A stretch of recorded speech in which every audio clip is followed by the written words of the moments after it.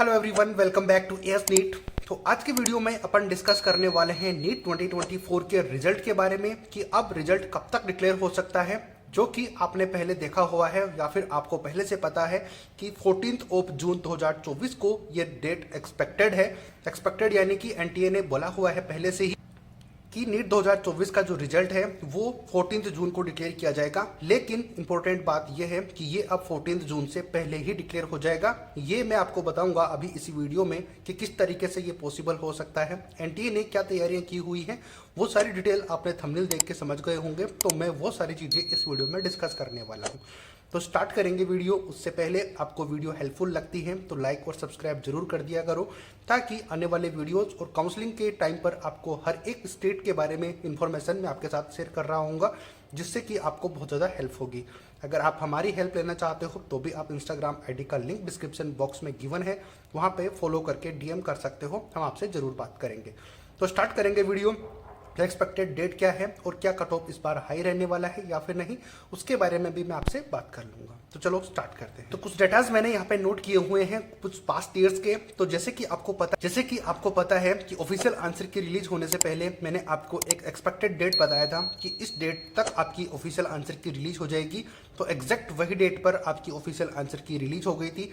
मैंने 31 मई को बोला था, बट वो 30 मई को रिलीज हो गई थी। 29 को लेट नाइट को वो रिलीज हुई थी, तो उसका कोई ज़्यादा फर्क पड़ता नहीं है। तो आपकी जो ओमार सीट है वो बहुत जल्दी रिलीज हो गई है। यानी कि आपको पता है कि इस चैनल के ऊपर आपको जो भी इंफॉर्मेशन मिलती है वो एकदम डेटाबेस के ऊपर और एकदम ऑथेंटिक इंफॉर्मेशन हम आपको बताने की कोशिश करते हैं। तो इस वीडियो में भी मैं आपको रिजल्ट के बारे में भी बताऊंगा कि किस तरीके से रहता है। तो बात करें ईयर 2019 की, तो यहाँ पर क्या होता है, क्योंकि ये कोरोना से पहले का टाइम था तो यहाँ पर चीज़ें एकदम नॉर्मल थी, कोई भी डिस्टर्बेंस एग्जाम में नहीं हुआ था। तो कोई भी डिस्टर्बेंस नहीं था। तो एग्जाम डेट थी 5 मई 2019 और आंसर की रिलीज हुई थी 13 मई को। 13 मई को, यानी कि 25 डेज का गैप होता है ऑलमोस्ट रिजल्ट और एग्जाम के बीच में। तो इस साल भी एग्जैक्ट वही हुआ कि आपकी एग्जाम थी 7 मई को और आपकी 30 या 31 मई से पहले यानी कि मई के मंथ में ही आपकी ऑफिशियल आंसर की रिलीज हो गई है। सारी प्रोसेस कंप्लीट हो चुकी है। लास्ट डेट थी ओमार को चैलेंज करने की, वो 1 जून 2024 थी, तो वो भी खत्म हो चुकी है। तो रिजल्ट आपका डिक्लेयर हुआ था 2019 में, तो 5 जून को रिजल्ट डिक्लेयर हो गया था। अब बात करेंगे 2020 की। तो यहाँ पर यानी कि ऑफिशियल आंसर की 2019 की बात करें तो ऑफिशियल आंसर की और रिजल्ट के बीच में सिर्फ और सिर्फ 5 दिन का गैप था।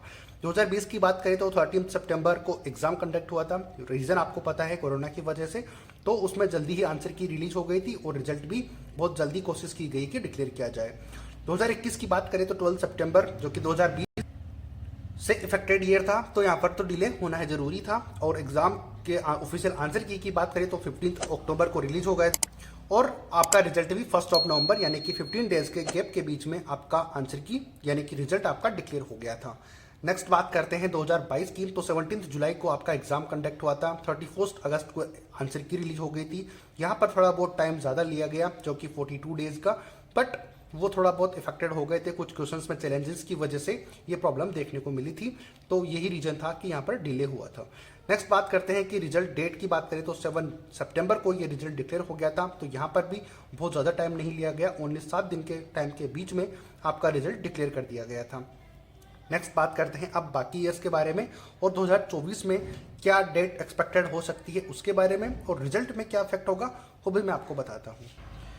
2023 की बात करें तो 7 मई को नीट का एग्जाम था और 4 जून को आपकी ऑफिशियल आंसर की रिलीज हो गई थी। जो बात करें रिजल्ट की तो 13 जून, यानी कि सिर्फ और सिर्फ रिजल्ट आपका सिर्फ 9 दिन के डिफरेंस के बीच में ही आपका रिजल्ट डिक्लेयर कर दिया गया था। 2024 की बात करें तो एक्सपेक्टेड, जैसे कि मैंने ऑफिशियल आंसर की के बारे में बताया था, वही आंसर की उसी डेट को रिलीज हो गई थी। 5 मई को एग्जाम कंडक्ट हुआ था, आपको सभी को पता है। 13 मई को ऑफिशियल आंसर की रिलीज हो गई थी। रीजन मैंने आपको बता दिया है, क्योंकि 29 मई को तो बहुत रात को 1 से 2 बजे के बीच में ये रिजल्ट डिक्लेयर हुआ था। तो बहुत ही कम लोगों ने उस टाइम पर पता चल पाया था और सभी ने मॉर्निंग में ही इन्फॉर्मेशन दी थी। तो यानी कि 30 मई को सबको पता चला कि ऑफिशियल आंसर की रिलीज हो चुकी है। इसीलिए एनटीए ने 1 दिन का एक्सटेंशन भी दिया था कि आप अपनी ऑफिशियल आंसर की चैलेंज कर सकते हो, ओमार को चैलेंज कर सकते हो, जो कि मैंने आपको शॉर्ट वीडियो के थ्रू अपडेट कर दिया था। तो शॉर्ट वीडियो का नोटिफिकेशन आपको तभी मिल पाता है जब आप सब्सक्राइब करके रखते हो। देखो अब एक्सपेक्टेड डेट है रिजल्ट की, तो 5 से लेकर 9 जून 2024 तक आपका रिजल्ट डिक्लेयर हो जाएगा, यानी कि 10 ऑफ जून से पहले ही आपका रिजल्ट डिक्लेयर हो जाएगा मोस्ट प्रोबेबली, यानी कि फर्स्ट वीक ऑफ जून तक आपका रिजल्ट डिक्लेयर होने की पॉसिबिलिटीज़ है। तो आप कोई भी स्टूडेंट अगर इस भरोसे में है कि 14 जून 2024 को रिजल्ट डिक्लेयर होने वाला है, तो उसके चक्कर में आप नहीं रह सकते, क्योंकि रिजल्ट उससे पहले ही डिक्लेयर हो जाएगा। क्योंकि एनटीए ने अभी ऑफिशियल आंसर की रिलीज कर दी, उसके थोड़े ही टाइम के बाद में आंसर की चैलेंज भी कर दी, और अभी सारा सिस्टम खत्म भी कर लिया, यानी कि 29 को आप कंसिडर नहीं कर सकते। 30 मई से लेके 1 जून 3 दिन के अंदर अंदर उन्होंने ऑफिशियल आंसर की रिलीज कर दी। ओमार भी स्टूडेंट को चेक करवा दिया, रिकॉर्डेड रेस्पॉन्स भी चेक करवा दिए, प्लस उनके ऑब्जेक्शंस भी ले लिए। अब जितनी भी तैयारियां थी कंप्लीट वो डिक्लेयर कर चुका है एनटीए, क्योंकि अब उनके पास एक ही दिक्कत होती थी, क्योंकि अगर आंसर की रिलीज करने के साथ साथ उनको ये भी देखना होता है ऑब्जेक्शंस और चैलेंजेस को फेस करना पड़ता है कि कितने स्टूडेंट चैलेंज कर पाते हैं। लेकिन उसके लिए भी एनटीए अच्छा अपना पॉइंट रखता है कि कुछ चार्जेस वहाँ पर लगा देते हैं। तो कुछ स्टूडेंट जिनके 5 से 10 मार्क्स का डिफरेंस होता है और फिर भी वो कट ऑफ की रेंज में रहते हैं, तो वो चैलेंज ही नहीं करते। चैलेंज वो स्टूडेंट करते हैं जिनका कि थोड़ा सा मार्जिन कम हो जाता है, वो सिलेक्शन के रेंज से 5 या 4 नंबर पीछे रह जाते हैं, वो चैलेंज करते हैं, तो उनका नंबर बहुत ज़्यादा नहीं होता। क्योंकि कुछ स्टूडेंट ऐसे होते हैं जिनका नंबर बहुत ज़्यादा लो होता है, तो एक आइडिया नहीं लग पाता कि उनको कॉलेज मिलेगा या फिर नहीं मिलेगा, तो वो पर क्वेश्चन के अकॉर्डिंग 200 रुपीज़ पे करने पड़ते हैं। पहले तो एक क्वेश्चन के अकॉर्डिंग, फिर उसके बाद अगर आपको ओमार चैलेंज करनी है तो उसमें भी आपको और एक्स्ट्रा चार्जेस देने पड़ते हैं। तो इन रीजन्स से, यानी कि बहुत ज़्यादा चैलेंजेस एनटीए के पास जाएं, इससे बचने के लिए वो पहले से चार्जेस लगा के रखते हैं, ताकि कोई ज़रूरी स्टूडेंट यानी कि जो अफोर्ड नहीं कर सकता वो तो चैलेंज कर ही नहीं सकते। तो ये भी अच्छी बात थी। दूसरी बात ये, अच्छी बात तो क्या इंडियन एनटीए के पर्सपेक्टिव से अच्छी बात थी, स्टूडेंट के पर्सपेक्टिव से कुछ भी अच्छा नहीं था। नेक्स्ट बात करते हैं कि रिजल्ट के ऊपर कितना इफेक्ट पड़ेगा। तो यार देखो, रिजल्ट के ऊपर इसका इफेक्ट बहुत ज़्यादा होने वाला है इस साल, क्योंकि बहुत सारे स्टूडेंट ऐसे हैं जिनके कि 700 प्लस मार्क्स आ रहे हैं। बहुत सारे कोचिंग इंस्टीट्यूट, यानी कि सीकर की बात करें तो सीकर में भी बहुत सारे ऐसे स्टूडेंट हैं जिनके 700 प्लस मार्क्स आ रहे हैं, और बहुत ज़्यादा चांसेस रहेंगे कि कट ऑफ उतनी ज़्यादा ना रहे, लेकिन जो उसमें रैंक है उसमें बहुत ज़्यादा डिफरेंस रहेगा। जो पिछले साल के मार्क्स थे और जो रैंक थी, उस मार्क्स के ऊपर रैंक में बहुत ज़्यादा डिफरेंस देखने को मिलेगा। और इस साल स्कोर के बेसिस के ऊपर ना होकर रैंक के बेसिस पर, आपको पता है कि हर बार एडमिशन होते हैं, तो इस बार भी होंगे, तो आप इससे बहुत ज़्यादा घबराने की आपको ज़रूरत नहीं है।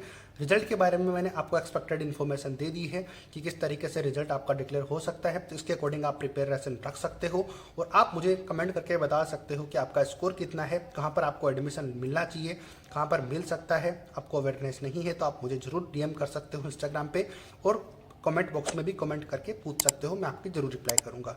इसके अलावा बहुत से स्टूडेंट का ये डाउट रहता है कि कुछ स्टेट्स के अंदर तो कट ऑफ बहुत लो रहती है, तो उसके लिए मैं सेपरेट वीडियो बनाऊंगा जिसमें कि आपको आधी अधूरी नॉलेज होती है, और फिर आप क्वेश्चंस करते हो कि सर आपने तो ये बताई नहीं चीज़ें, तो लेकिन उसका रीज़न होता है, लॉजिक होता है, उस लॉजिक को लोग नहीं बताते, बस इतना ही बता के छोड़ देते हैं कि हाँ उस स्टेट की कट ऑफ कम रही थी। अब उसके पीछे का क्या रीजन था, क्या कारण हो सकते हैं, उन सब के बारे में बात नहीं करते हैं। वो इसीलिए कि किसी ना किसी तरीके से स्टूडेंट उनके वीडियोस देखें, वो इसलिए क्योंकि वो कम कट ऑफ आपको बता रहे हैं। लेकिन आप एक बात ध्यान से समझ सकते हो कि आपका स्कोर के बेसिस के ऊपर ही रजिस्ट्रेशन होगा, यानी कि एडमिशन आप अपने स्कोर के बेसिस के ऊपर ही ले पाओगे। अगर आपका स्कोर इतना है कि आपको कॉलेज मिलेगा, तभी मैं आपको बताऊंगा। अदरवाइज हो सकता है कि आपको थोड़े बहुत टाइम के लिए मैं खुशी दे दूं कि आपका सिलेक्शन हो जाएगा, लेकिन मेरे बोलने से और आपके चाहने से सिलेक्शन नहीं होता है। एनटीए वालों को, नीट वालों को, एमसीसी को या फिर स्टेट वालों को आपका स्कोर चाहिए होगा, चाहे आपने वो कैसे भी स्कोर किया हो। अगर आपने कट ऑफ मार्क्स को ब्रेक किया तो फिर आपका सिलेक्शन तभी हो पाएगा। तो आने वाली वीडियोस में आपके लिए और मैं हेल्प करूंगा। बाकी आप बहुत सारी वीडियोस पड़े हुए हैं काउंसलिंग से रिलेटेड, आप उसको देख सकते हो, आपको हेल्प होगी। तो आई होप कि आपको वीडियो पसंद आया होगा। पसंद आया है तो लाइक शेयर सब्सक्राइब कर देना।